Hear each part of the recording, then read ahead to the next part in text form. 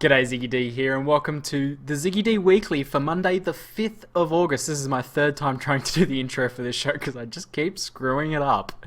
Anyway, let's get straight into it. In this show, if you guys haven't seen it before, I give you guys an update on what's happened in the past week, what you should go back and check out if you missed it, what's coming up in this future week, and at the very end, I answer a few fan questions, usually looking at some Path of Exile stuff, but pretty much anything you want to ask me in terms of YouTube, life, gaming, pretty much anything you want to ask, send those to QnA at ZiggyD.tv. Anyway, let's jump straight into it. So first up, we'll take a look at the week that's just gone by. Now, the footage in the background that I should have running for you guys today should be my Infernal Blow Mrauder. And the reason for that is because I finally 5-linked my Mrauder, my two-handed mace. For those of you guys who aren't aware of what that is, that's just, a bit of tricky crafting that I had to do to finally finish off that build. And what that means is that coming up, I can make the final build guide for that. But anyway, I did record a video of me 5-linking that, and I think it ended up being reasonably entertaining as well. So you guys should go check that out if you're interested to see that. I'll put a link in the description below. The next thing is, I kicked off last week with my first ever video of a hardcore Path of Exile death analysis. So essentially I took a high level death, I think it was like a level 96 ranger from Gangsta Boo, very unpredicted death, a very surprising death, a very high level and very effective character. And then I broke down how they died in great detail, kind of like a frame by frame analysis of the actual death. And people ended up really liking it. It was really popular. It's got something like 4K views now, and it was a lot of fun to do as well. And it kind of showed how much depth they can be in Path of Exile in just a few seconds of gameplay and what can all come together to create a death. So go check that out. That'll also be in the description below as well.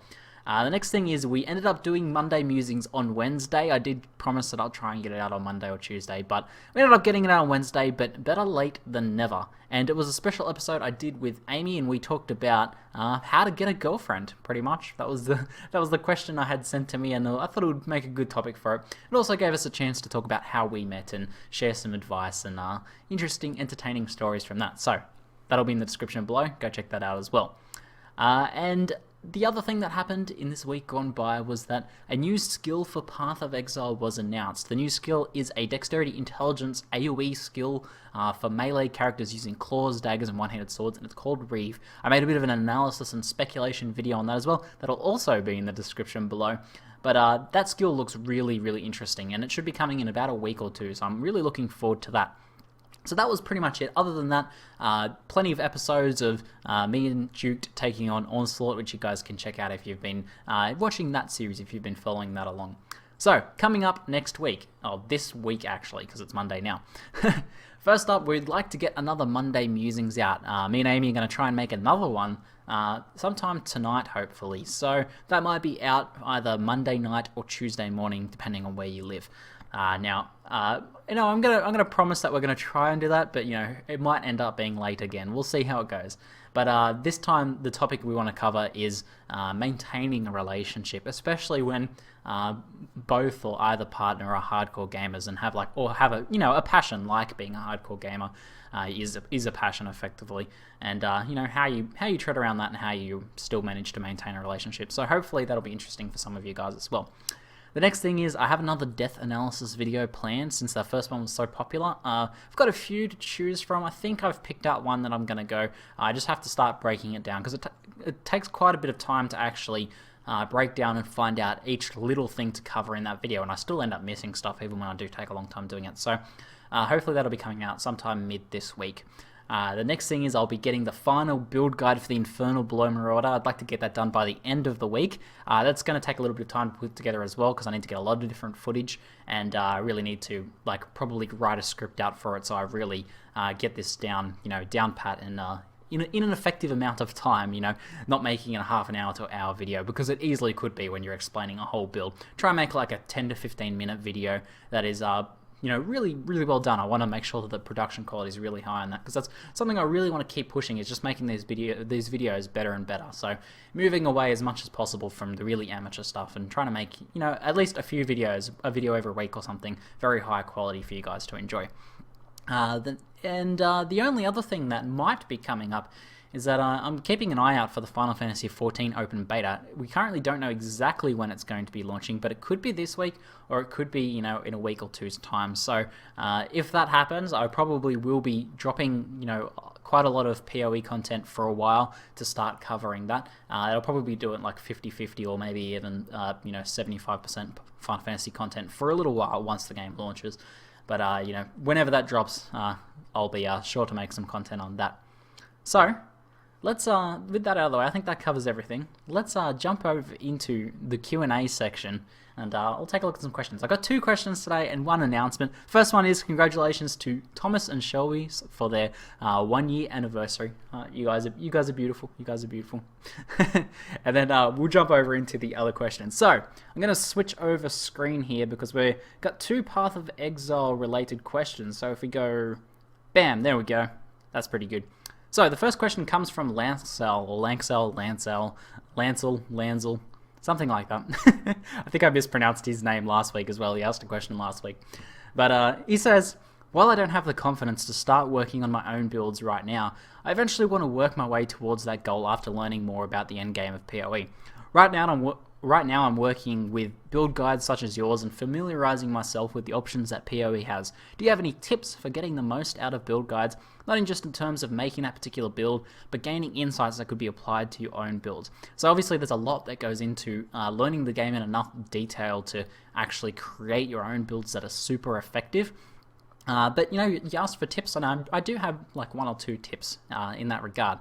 The first one is you're going to have to follow a few build guides before you can really learn the game. You can do it completely exploratory right from the start, making your own builds from scratch, but I think that's probably the slow way to approach it. You really need to get into the game and get into the end game and actually experience a lot of content and experience how effective builds work if you want to make effective builds for yourself. I think 90% of people, that's probably the better route.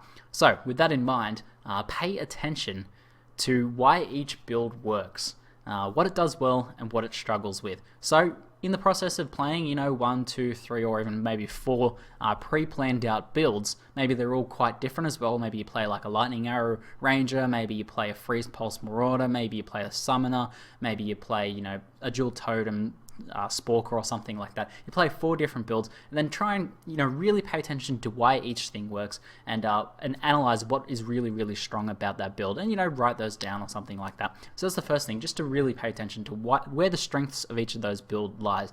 Maybe it's that they're just super consistent, they're never at risk, they've got excellent leeching, or they never miss, or maybe they're completely dodging all attacks, or they a combination of different things means they have a lot of armor. There's always these factors that come together to make these builds really powerful, what makes them really stand out. So try and take note of each of those things. And then the next one, I think that will probably be a little bit more helpful, is that start planning out your own builds, even if you're not using them. And just compare each aspect of the builds you do plan to the builds that you're doing now that are proven to be effective, so these pre-planned build guides.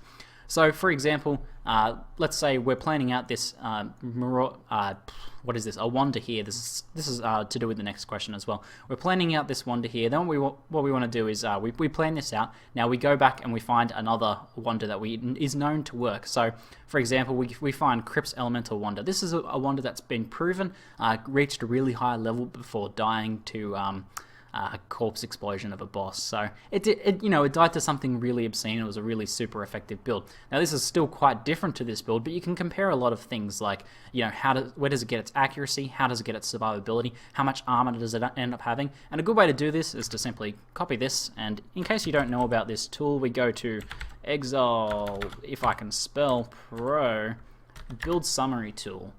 So this will just be, once this actually boots up, Australian Internet for the win. We go to the build summary tool here, and then we simply paste in our build here. We get a little Pac-Man dude, and then and then it brings up these stats. So you do this for your build, and you do this for the well-proven builds. Try and find ones that are reasonably similar. So if you're trying to make some sort of bow ranger, go find another already proven bow ranger from a really high-level player, someone who's in the 90s or something. Or 80s, or they just have a build that looks like it works really well and looks like it wants you what you want to do. And then say, okay, let's break it down point by point and say, firstly, how do we know that this build is going to be able to hit enemies? how does it get its accuracy? So maybe the build you compare your build to has Resolute Technique.